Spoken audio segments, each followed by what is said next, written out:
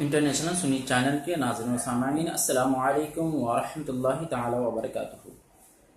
آئیے آج ہم کچھ سوالات کے جوابات لے کر آئے ہیں۔ سوال نمبر 1، نمازی کے کمرے میں آئینہ ہے جس میں اس کا پورا بدن یعنی پوری اس کی تصویر نظر آتی ہے، تو اس کمرے میں نماز پڑھنا کیسا ہے؟ نماز ہوگی یا نہیں؟ محترم ناظرین و سامعین،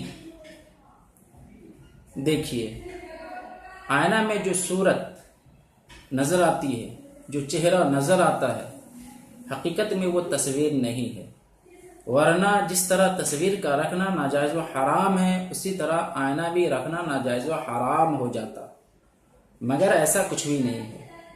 لہذا معلوم ہوا کہ آئینے کی جو تصویر ہے، جو صورت ہے، وہ تصویر نہیں ہے۔ لہذا اگر نمازی کے کمرے میں آئینہ ہو تب بھی نماز بلا کراہت جائز و درست ہے، نماز ہو جائے گی۔ ہاں، یاد رہے، فقہا نے اتنا ارشاد فرمایا ہے کہ مسجد کی دیوار قبلہ میں